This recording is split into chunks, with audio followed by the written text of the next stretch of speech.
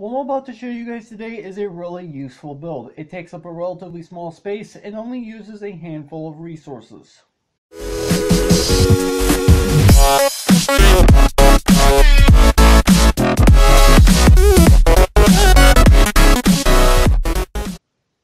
What's up, agents? Zero here. Welcome back to another Minecraft Redstone video. Today I'm going to be showing you guys how to build a redstone trash can. Now before I go any further, I want to go ahead and point out, yes, I do realize this is not anything new. A lot of other YouTubers have designed trash cans in the past. However, I would like to think that my trash can design is the first of its kind, and I will be explaining why I believe that. Then again, I don't necessarily know if that's the case. Anyway, so here's the way this trash can ends up working. So this chest right here is our trash can, and this chest right here, well, has a bunch of rotten flesh. So all you have to do, as you would expect from any other trash can, place items inside of it and go ahead and close it up, and it's going to start destroying your items. And the clicking noise you hear is something that really you cannot avoid regardless.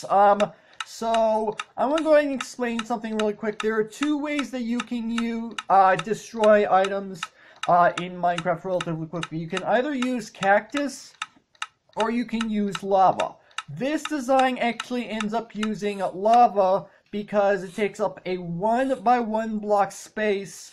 And if you use cactus, well, you have to first get a sand block, then you have to get a cactus block, and then you have to build a hole around the cactus so that each block adjacent to the cactus is completely empty, because cactus is kind of finicky. If they have any block next to it, it destroys itself automatically. Yeah, I know. Also, it kind of prevents it from being able to grow any higher. So yeah, that's the basic idea behind the trash can. So let's go ahead and show you how to build it. Now, in order to build this trash can, you're going to need a 3 by 5 area, and you're going to need to dig down 3 blocks. Now, this granite block right here is the exact spot where you're going to be placing your chest down above the ground, and this is also where the items are going to be dispensed from.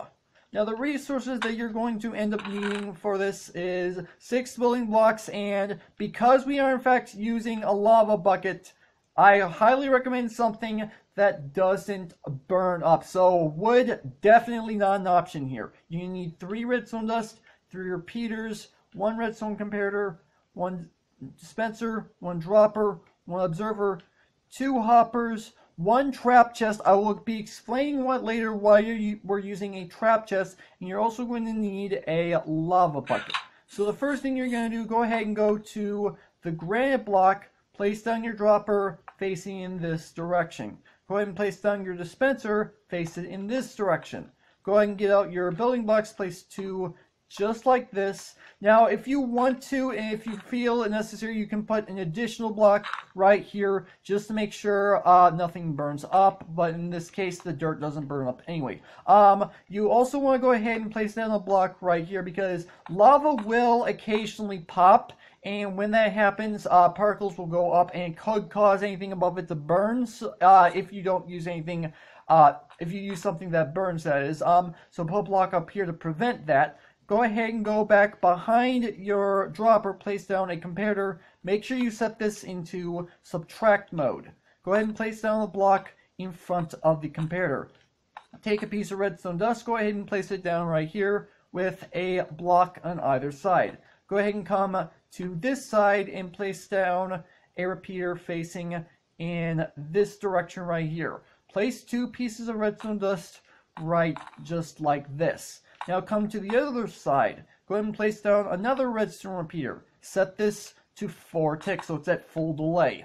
Go ahead and take out your observer, place it facing in this direction. So the side that has this little hole, this is the side that gives off a redstone output. Make sure it's facing towards your dispenser, and then this side, the face, this is the side that detects updates. Make sure this side is facing the repeater.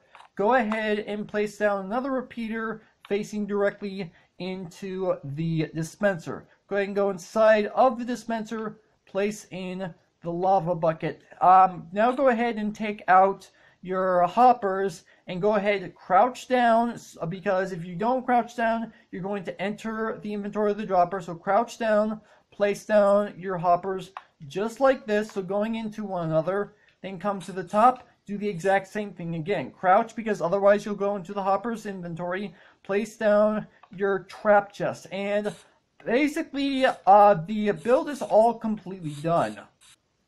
Now here I have another garbage can. I don't know why I couldn't say that. I have another garbage can built here, this time above the ground, because I'm going to briefly explain the redstone. So first off, I am going to explain the trap chest, and then I'm going to explain the redstone. So the trap chest, the reason why we're using a trap chest instead of a regular chest is because of the way trapped chests behave.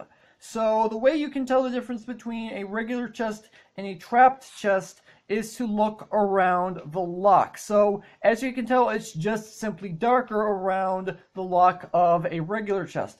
However, if you look around the lock of a trapped chest, as you can tell, it has a little bit of a red tint to it. That's how you can tell the difference between a regular chest and a trap chest. Now, the reason why we're using a trap chest is simple. Whenever it's open, it gives off a redstone signal, and you can use that signal to do a number of different things. Now, this redstone signal that the trap chest is giving off is therefore locking this hopper right here, therefore preventing any items from being pulled down. So if I go ahead and pull out one of these stacks of rotten flesh, if I go ahead and place the rotten flesh in here, as you can tell, none of the rotten flesh is actually being pulled down by the hopper. And the reason why we're using the trap chest for this reason is, say for example you put in something into this chest accidentally that you don't want to have destroyed.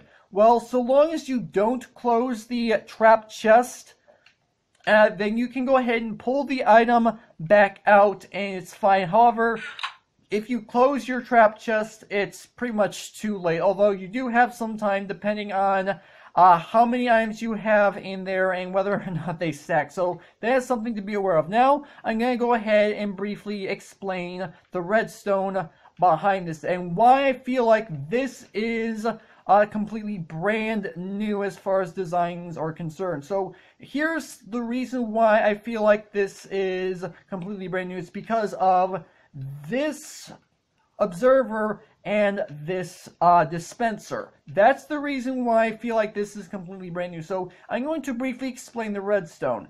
As soon as this dropper recognizes that there's something in it, this comparator is going to send off a redstone signal through this block to this redstone dust. This redstone dust is going to be weakly powered, but it is going to power these two blocks adjacent. What that's going to do is it's going to turn on this repeater, which this repeater is going to send redstone signal at full strength to these two blocks. This right here is going to go into this comparator, and because of the way comparators work in subtract mode, this is going to turn it back off. Now, the reason why this is important is that even though hoppers can only send items through at a certain amount of time, if we put the items inside of the dropper directly, this is going to create a complete redstone clock. And as you can tell, because this piece of redstone dust is actually being powered, this is sending signal into the dropper, thus causing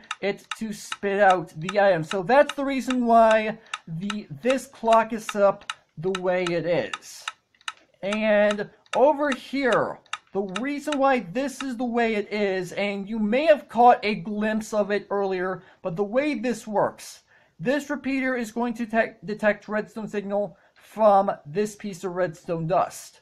What that's going to do is it's going to turn on, thus sending an update to the observer, thus giving out a short pulse to this repeater, thus allowing this dispenser to spit out the lava from the bucket. However, because the circuit is working as fast as it is, and because of the way hoppers work, it's only going to put one item at a time into the dropper, this redstone dust is in fact going to be flashing, but it's going to be fast enough that this repeater will not have enough time to turn back off. So as soon as this comparator is done sending out an output and this redstone dust is turned off for good, then the delay on this repeater will eventually cause it to turn back off, sending another update to the observer, sending another pulse to the repeater, causing the dispenser to pick the lava back up. And one thing I do want to go ahead and mention about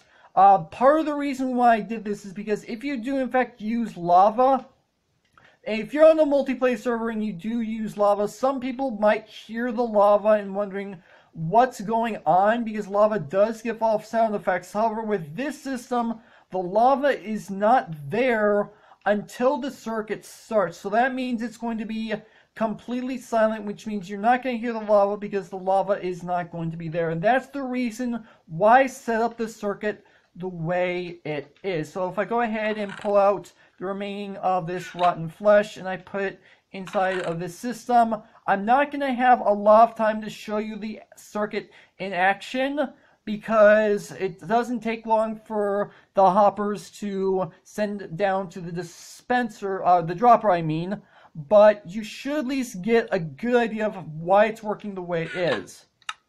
So there it went. So because of the way this is working, this dropper only has one item. Well, effectively it only has one item in it at a time. It does occasionally get two, but as you can tell, like I mentioned, this repeater is on fully and it's already dispensed the lava because of the way observers work. And as soon as all the items are done being dispensed, which it is going to take a bit of time because I had 2 stacks of it, that's when, as I mentioned, this repeater will turn off and the entire circuit will in fact pick the lava back up.